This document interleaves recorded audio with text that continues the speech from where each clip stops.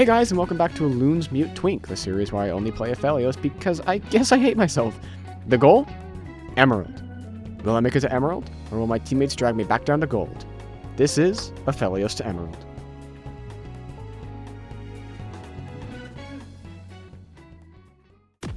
So I didn't talk much of these games, but spoilers, I went on a massive win streak here. Each game was nothing crazy, but there were some really good moments in each one. So stick around as I talk you through the good parts of each one here. Don't leave. Trust me, these are worth watching. Game 1 had an unstable start. Braum isn't very engage heavy, and we just kind of never gave the Maokai the chance to. But this play with a miscommunication from the aggressive Maokai and a very passive MF led to a CC chaining said Maokai into an early kill.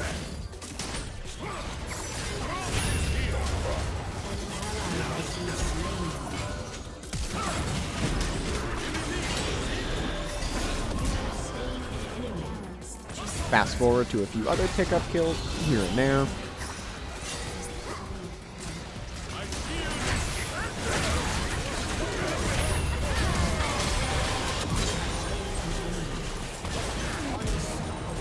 Which all led to this play where Yone was pressuring top and Nocturne was visible on the map. So we take the opportunity to take Baron. Yone goes in, as he's done all game, and, well,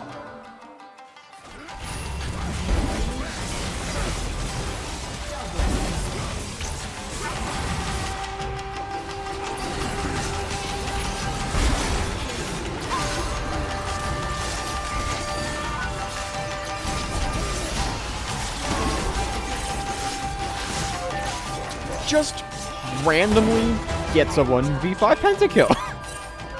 The same Yone who had the most deaths in the entire game and lost laning phase really hard. Like, here's his KDA after laning phase. So, with the Baron and the Ace, we just ended this one way earlier than we should have, mind you. Game 2 was an absolute slugfest. With Tom Kench and Thresh as the support, early game felt more like ARAM. We ended even in kills and deaths once we got out of laning phase, so lots of action, but not much of a lead.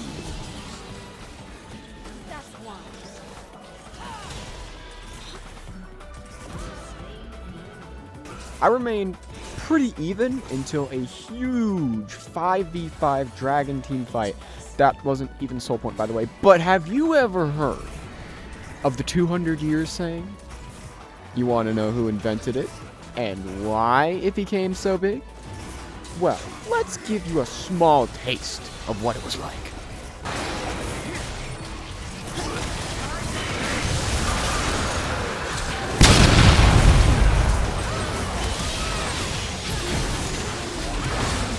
After that, I became extremely blood hungry. I got a ton of kills, but also died a ton in the process due to extremely poor positioning and overextending like crazy. Thankfully, we were too far ahead to lose important things, and won before they could get back in the game, despite the shutdowns I gave over. Game 3 was extremely boring. I went against Milio, so I don't think I need to explain why I went Fleet Footwork and Call and just aimed to skip the laning phase. To be honest, I wasn't really the carry this game. With Aurora top, who made the early really scary for us, by the way, Briar and Lux mid, we had plenty of damage and burst. So maybe I didn't do much because I kept getting Malzahar ulted and Gangplank ulted, or because they were already dead by the time I got there. Either way, let's just get to the end where instead of farming or something stupid, when we got an ace, we made the correct macro play of just ending the game. People find that really hard to do, I noticed. Game 4 was somehow yet another Milio! Really giving Brazil a bad image, but this one was stupid. So, a pretty impressive double kill early, if I do say so myself. Lots of Aphelios micro going in on this one.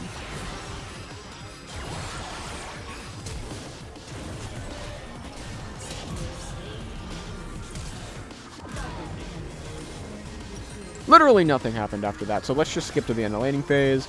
The only reason this game was hard was because I constantly forgot what Nocturne does, and specifically, how good he is at, specifically, killing ADCs when they're alone.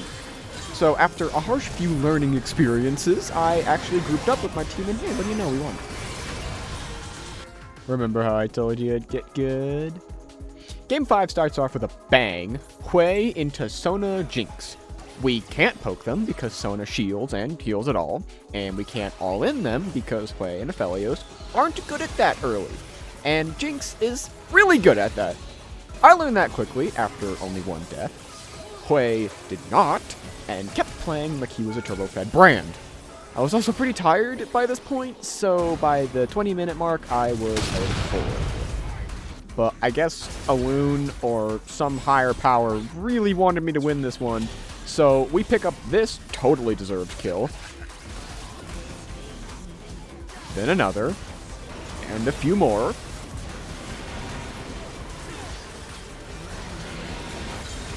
And then Baron. And Elder. Oh, yeah, we somehow got Dragon Soul Point at minute 20, pretty much. I couldn't kill the Jinx, but she didn't know what Prio was, so yeah, we get Elder.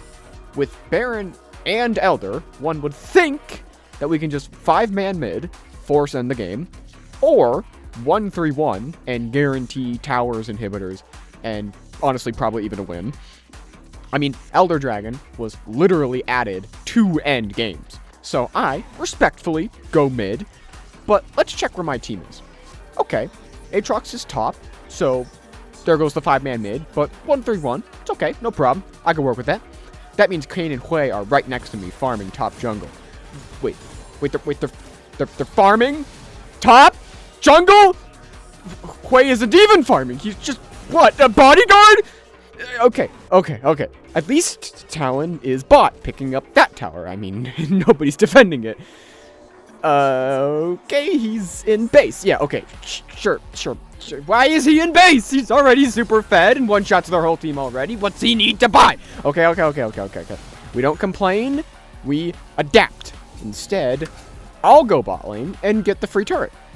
All right, making my way down there. Let's check up on this team fight. Wait, did I just... Why are they team fighting now? As soon as I leave? That has to be on purpose. Surely, there's no way it's not.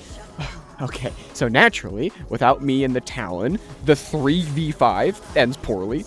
But hey, at least we all got collectively a tier 2 tower that I got alone. All it took was the 2 strongest buffs in the entire game. 3 if you count the Dragon Soul we have. So naturally, I recall bait their entire team into my Hyperfed Talon, kill them all, and then force end the game. Glad he bought that item, I guess. Whoo! It only gets better. Game 6, here we go! Did you know that Aphelios doesn't have an ability level 1? And no, I am not counting the fact that he can switch weapons. It doesn't count. I'm talking about his Q. He doesn't have his Q. He never has his E.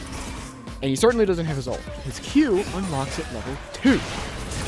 Yes, Bard didn't know that. Walks into both of them, dies, and then blames me.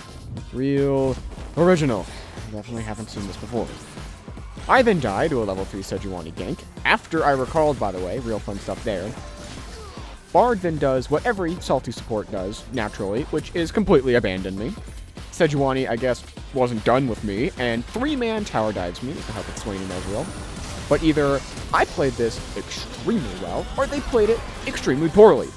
Probably both, because it ends in Summoner Spells getting parked at the door, and a 2-for-1 that almost was a 2-for-none if my red healing went off in time. I mean, you can see my health bar. I healed. It's barely not enough. Bard and Vi were down here for some reason. I couldn't really tell you why. But the enemy team completely forgot I existed, so I picked up another double kill. Another failed dive by this Swain. And an Ezreal that did not respect my item lead. And in both of those clips, nobody knows what purple does in this game, huh? It slows and roots people. Everyone forgets that. It's pretty funny. Anyway, after that, I kept picking up kills because I guess their entire team had a out of sight, out of mind, or just extreme tunnel vision policy, because as soon as they started attacking someone else, they just ignored me completely and just didn't even attempt to throw an ability my way. So yeah, don't leave the damage champs alone, or else this kind of stuff happens. After I got 3 items very early, by the way, literally no one could stop me. I kept getting kills, and we kept getting objectives. This ultimately led to a triple inhib Baron end situation with quite an impressive KDA, especially given that my Bard did not come back to lane after level 7.